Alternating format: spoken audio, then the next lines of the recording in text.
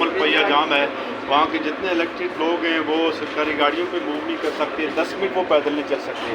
اور آپ کیا سمجھتے ہیں کہ جو آزاد کشمیر کا احساس خطہ ہے اس میں یہ صورتحال اور وفاق نے بالکل آنکھیں بند کی ہوئی ہیں, آپ اس پہ کیا کہیں گے؟ دیکھیں, یہ میں سمجھتا ہوں حکومت کی اس قدر نااہلی ہے اور مقتدر حلقے کو جو ہے ان کو اور سوائے پولیٹیکل انجینئرنگ کی کوئی کام نہیں ہے. کاش کہ وہ اپنے ہی جو ہے جو ان کا ذمہ لگا ہوا ہے بارڈرز کی حفاظت کرنا اور خلفشار اندرونی میں سویلینز کو جو ہے سویلین حکومت کو سپورٹ کرنا, اگر وہ اپنے ہی کام پر لگ جائیں بجائے اس کے کہ ہر ضلع میں جو ہے ایک کرنل بیٹھا ہو, ایک بریگیڈیئر بیٹھا ہو, ایک میجر بیٹھا ہو اور وہ حکومتیں چلا رہے ہوں اور یہ لوگ جو ہے صرف کٹ پتلی بن کے یہ نمائشی ہوں, تو پھر تو یہ خلفشار جاری رہے گا.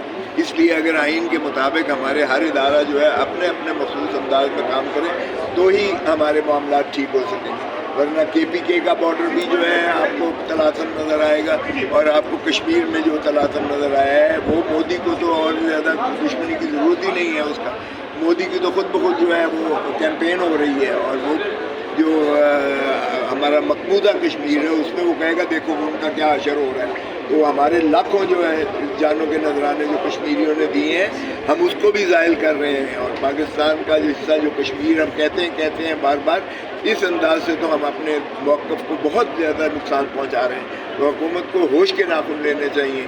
یہ جب تک پولیٹیکل سٹیبلٹی نہیں کریں گے اور صحیح جو ہے عوامی نمائندوں کو حکومت نہیں دیں گے تب تک یہ جو ہے ان کے سے کوئی چیز جو ہے کنٹرول میں نہیں آ سکے گی. اور یہ میں شدید اس کی مذمت کرتا ہوں جو حکومت نے آنکھیں بند کر رکھی ہیں اور کشمیریوں کو اس انداز سے ان پر. سر, وہاں پہ FC اور PC کو بھیجا گیا ہے اور اس میں مقابلہ جاری ہے وہاں عوام کے اور جو فورسز ہیں پاکستانیوں کے درمیان.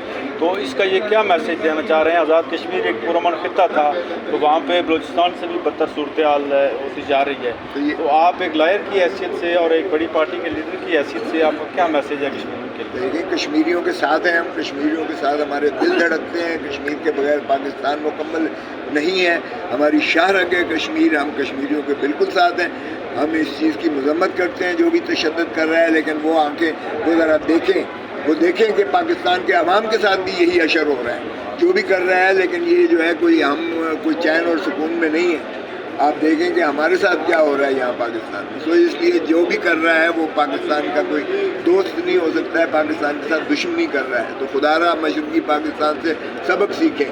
کیوں ہم اس طرح زور سے دھکا دے رہے ہیں کسی اور سر, یہ کب تک چلے گا؟ یہ کب تک چلے گا سر؟ مطالبات جو ہیں وہ منظور کر لیے گئے, 2 مطالبات, ایک بجلی میں سبسڈی اور آٹے کی.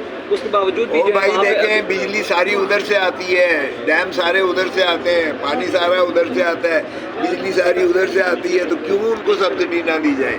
اور اسی طرح آٹا اگر گندم ادھر سے جاتا ہے تو گندم آپ کا کیا خیال ہے کہ ہمارا پاکستان کا کسان راضی ہے, خوش ہے؟ یہ حکومت چور اور ڈاکوں کی حکومت ہے بھائی. انہوں نے جو امپورٹ کیا یوکرین سے سستے داموں, وہ تو جانور بھی نہیں کھانے کو تیار, انسان تو بڑی دور کی بات ہے. اور ہمارے کسان کی گندم جو ہے وہ رول رہی ہے, وہ کوئی اٹھانے والا نہیں ہے. پہلے انہوں نے جو ہے 4 ملین کہی تھی, 40 ملین, اب 30 ملین پہ آ گیا, وہ بھی اٹھانے کو کوئی تیار نہیں ہے. تو ہمارا کسان تو بیچارہ وہ مر گیا ہے, اور وہ اگلے سال ظاہر ہے اگلی آپ کی گندم کی کاشت ہی نہیں کرے گا, تو اس سے کتنا نقصان ہوگا آپ کا. آپ سوچیں ذرا کیا ہوگا. سر, ارنب سنوڈا نے بیان دیا ہے گرینڈ ڈائلاگ کی, کیا آپ کو کیا لگتا ہے یہ گرینڈ ڈائلاگ کی جو آفر ہے یہ نون لیگ کروا رہی ہے یا کوئی اور ہے جو آفر کرنے جا رہا ہے عمران خان کو؟ دیکھیں کریں نا, اب پہلے ہمارا فارم 47 سے ان لوگوں کو نکالے جو محترم نواز شریف صاحب کہتے تھے ووٹ کو عزت دو. ووٹ کو عزت تو دو بھائی, ووٹ کا عزت تو دو. جو ووٹر نے جس کو منتخب کیا ہے ان کو بحال کرو. ابھی آپ نے مخصوص نشستیں تو دیکھا کہ سپریم کورٹ نے ان کو نکال دیا, آج وہ نہیں آ سکے. جو گھس بیٹھی 23 لوگ جو MNAs مخصوص نشستیں اور عورتوں کی نشستوں پر ہمارے چھین کر ان کو دے دیے گئے تھے, آج ان کو جو ہے ڈی نوٹیفائی کر دیا ہے. اسی طرح پنجاب میں بھی ڈی نوٹیفائی کر دیا. 77 جو ہے مخصوص نشستوں والے وہ جو ہماری چھین کے دی تھی وہ ڈی نوٹیفائی ہوئے. اب اگر 100 فارم 47 والوں کو بھی جو ہے وہ ریسٹور کر دیں تو ہم بالکل گرینڈ ڈائلاگ کرنے کو تیار ہیں. دیکھیں یہ سیاسی اس طرح تلاطم ختم نہیں ہوگا جب تک گرینڈ ڈائلاگ نہیں ہوگا. لیکن سوال یہ ہے گرینڈ ڈائلاگ کس کے ساتھ ہو؟ چوروں ڈاکوؤں کے ساتھ نہیں ہو سکتا. آپ کسی طرح کرنا چاہتے ہیں پھر؟